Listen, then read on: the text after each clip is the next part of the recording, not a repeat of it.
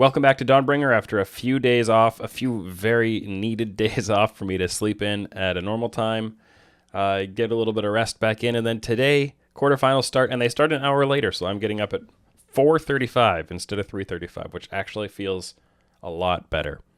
And to top that all off, we had a quick series today, low time investment from my part, and I'm okay with that in this case. There's not a whole lot to say about this series. I mean, if you've been following my coverage of Worlds all along, you know, I've never really been very high on Hanwha. They were getting a little better. There were some positive signs. I think they got a little bit of help to get out of their group with some of the circumstances there. I mean, I still actually had thought that even with Fnatic having to play with the sub, that Hanwha still wouldn't make it, and they managed to, and that was like the level of exceeding expectations that I got out of them.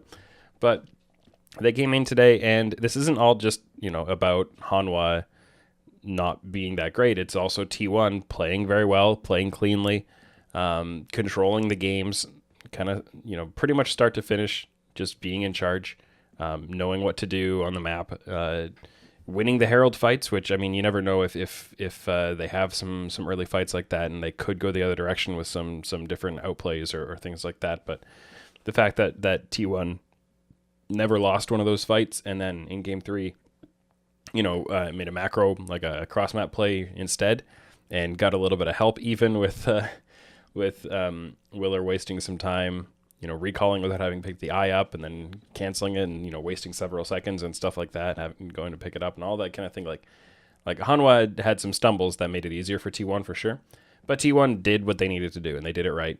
I was impressed by Kana. I thought he played a really good series, especially the Gwen game, of course, where he picked up all the kills. But the Graves game in game 1, he was, putting a lot of pressure on and influencing the map. And obviously had that solo kill on Deft where he solo dove the turret. He had a really good series. I think he was probably the biggest individual standout to me. But Owner did well. I thought Faker did well. Obviously, the bot lane was in control. I really liked game 1. Probably the most impressive kind of element of the series that jumped out to me most in terms of individual play, other than overall Kana being good, was Faker and Keria linking up on the Orianna ultimates and the Thresh hooks or other Thresh CC to create key picks or to blow cooldowns that led to other picks. And that was kind of what took over game 1. And then it seemed like Hanwha's kind of mental crumbled, honestly, after that a little bit. So, I mean, that was kind of the story of the series, and there wasn't all that much more to go into, honestly. I did think that maybe my boldest claim from this, Faker was individually better than Chovy. He had, more influence on the games, and he was playing a little more on the utility side with the Orianna and then 2 Lissandra games, where Chovy was bringing it to LeBlanc, and obviously the Lissandra picks were into LeBlanc as a way to match that pick, but so, you're not going to get Faker going off in the same way, in the same style that Chovy would in his good games. But Faker was definitely, controlling things, making engage plays, all that kind of stuff. So, yeah. On the other side of all this, there were some inefficiencies in T1's play. Like, obviously, they were kind of slow. They were very controlled, kind of old-fashioned a little bit in that sense. But it was, worked out very well this time. I'm curious if that'll be tested more against...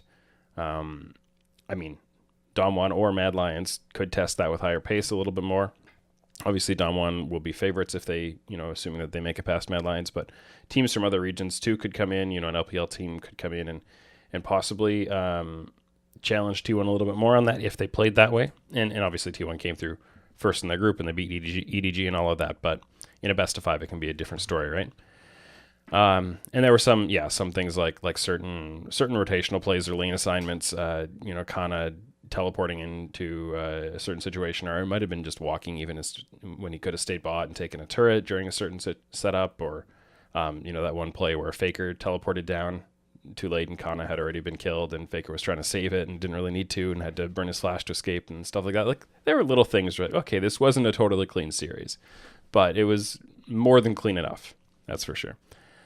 I threw a note into the written version of this on Oracle's Elixir about Faker's legacy at Worlds, in case you hadn't been kind of tracking the storyline of his career, which everyone should have been. But if you go back through all the times he's been at Worlds, so in 2013 he won it, right? That was the first, like, season 2, 2012 was the first kind of real Worlds, but season 3 was when everything really, like, all the infrastructure started getting in place. LCS and LEC were founded, and they started to unify the formats a little bit, and it was the first Worlds that kind of really compares to what we have now. And that was Faker the first time he won it. 2014, they didn't make it back. 2015 and 16, he won it. 2017, he made it back to the finals.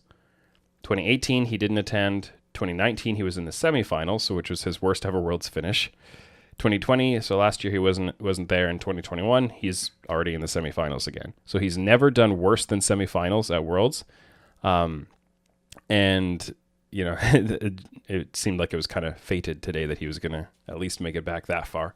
And then we'll see, you know, honestly, they could make it to the finals again. And if T1 makes it to the finals beating Dom1, then I would probably up against anybody from the other bracket. If they can pull off a win against Dom1 and it's not some total, like, garbage series, then they'd probably be favorites. So, you know, next week will be a really big deal. And we'll have to see what happens and obviously who they're going to be playing against. But yeah, overall today, not a whole lot to take away. This was kind of what I expected to happen, and I think what most people expected to happen. And now we look ahead to tomorrow and 3 other quarterfinals that'll probably be a little more exciting. Fantasy is being run on DraftKings, at least, in 2 series pairings. So you can, I posted a lineup for the first 2, and I'll have another lineup for the 3rd and 4th ones. So make sure you can check those out on Patreon. But otherwise, there's no direct update just for tomorrow that I'm going to post. But yeah, so far so good. Obviously, I picked T1 as part of that. So I don't know. I feel like I should have a lot more to say, but there isn't really a lot more to say. Just waiting for Cloud9, but also waiting for the other big matches to come through. So, anyways, thanks for watching. I am sure that T1 and Hanwha, thank you for watching as well. It didn't take very long, but still appreciate it. And yeah, we'll catch you again tomorrow.